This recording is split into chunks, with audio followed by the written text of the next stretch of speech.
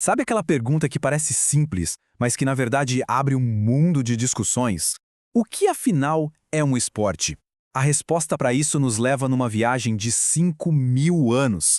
De onde veio essa ideia e o que ela significa de verdade? É isso que a gente vai descobrir hoje. Para a gente começar, vamos pensar num debate que está super em alta. E esportes? Os esportes eletrônicos, são mesmo esportes? Essa pergunta é o ponto de partida perfeito. Para chegar numa resposta, primeiro a gente precisa entender quais são os ingredientes que transformam uma atividade qualquer em um esporte de fato. Então, para entender essa história toda, primeiro a gente precisa de uma definição clara. Pesquisadores analisaram a fundo e identificaram 7 ingredientes-chave que definem o que é um esporte. Olha só, são 7 pontos cruciais. Um esporte exige, claro, habilidade física. O resultado tem que vir da habilidade, e não só da sorte. Pensa na diferença entre jogar xadrez e jogar roleta, né? Tem que ter competição, com um vencedor e um perdedor. E tudo isso precisa ser organizado por regras. Além disso, tem que ser institucionalizado, ou seja, ter uma federação, uma liga por trás. E por fim, é uma forma de jogo voluntário que tem uma comunidade por trás com valores compartilhados. Ok, com essa receita em mãos, nossa jornada pela história pode finalmente começar. Vamos usar esses 7 ingredientes como se fossem uma lente para identificar os primeiros esportes da humanidade. Nossa primeira parada é a Idade do Bronze. E olha, muita gente pensa logo na Grécia Antiga, mas as evidências mais antigas nos levam para muito, muito mais longe no passado, lá nas primeiras grandes civilizações. Essa linha do tempo aqui dá uma ideia geral do caminho que a gente vai percorrer. Vamos sair da Idade do Bronze, passar pela formalização na Grécia, depois pela criação das estruturas modernas na Inglaterra, até chegar no fenômeno global que o esporte é hoje. As primeiras pistas vêm de lugares bem surpreendentes. Lá na Mesopotâmia, por exemplo, acharam representações de lutadores com quase 5.000 anos. Imagina só!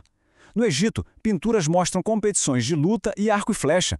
E na civilização minoica tinha o tal do salto sobre touros, uma atividade que com certeza exigia uma habilidade e uma coragem enormes. Todas elas já tinham competição, regras e esforço físico. Agora sim, o próximo grande salto evolutivo acontece na Grécia Antiga. Foi lá que muitas dessas atividades foram organizadas de um jeito mais sério, mais institucionalizado, criando um modelo que influencia o mundo até hoje. E aqui tem um ponto fundamental. Os Jogos Olímpicos não eram só uma competição atlética. Na sua origem, eles eram um festival religioso, uma homenagem ao deus Zeus. Isso mostra a importância cultural profunda, aquele lance dos valores compartilhados, que o esporte já tinha desde o comecinho. E os jogos começaram de um jeito bem simples, viu? Com um único evento, o estádio, que era uma corrida de velocidade. Mas a coisa evoluiu rápido. Em 708 a.C., já adicionaram o pentatlo e a luta como evento separado. Isso mostra um desenvolvimento claro das regras e da organização, 2 dos nossos ingredientes-chave.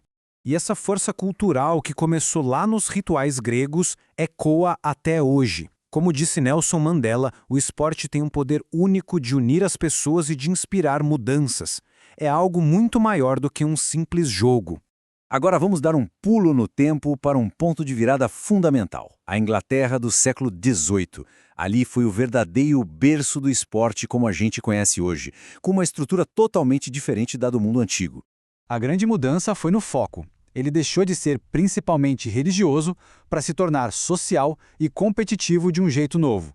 Foram os ingleses que criaram o sistema de clubes para esportes como cricket, rugby e futebol, estabelecendo regras escritas, codificadas, que permitiram que a competição acontecesse numa escala muito maior. Isso tudo nos traz para os dias de hoje, onde o esporte se transformou numa força global que conecta culturas e economias no planeta inteiro.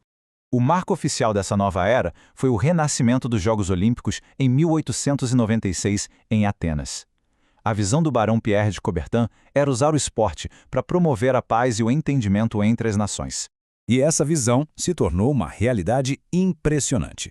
Hoje, 206 nações competem nos Jogos Olímpicos. Se isso não é a definição de amplo segmento em escala global, eu já não sei o que é. E o aspecto da institucionalização, bom, atingiu um nível astronômico. A indústria global do esporte movimenta mais de $1 trilhão por ano. É um pilar da economia e da cultura mundiais. E assim, a gente volta à nossa pergunta do começo. Agora, com todo esse conhecimento, essa bagagem de 5.000 anos de história, podemos analisar melhor os esportes.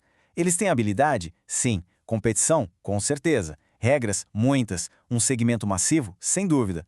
A questão da atividade física ainda é o grande debate. Mas agora, a gente tem as ferramentas para formar uma opinião bem mais informada. A definição de esporte, como vimos, sempre evoluiu. Da Idade do Bronze para a Grécia, da Inglaterra para o cenário global. Então a pergunta que fica é: qual será o próximo capítulo? Como a tecnologia e as novas culturas vão continuar moldando o que a gente chama de esporte? Uma coisa é certa, essa história está longe de terminar.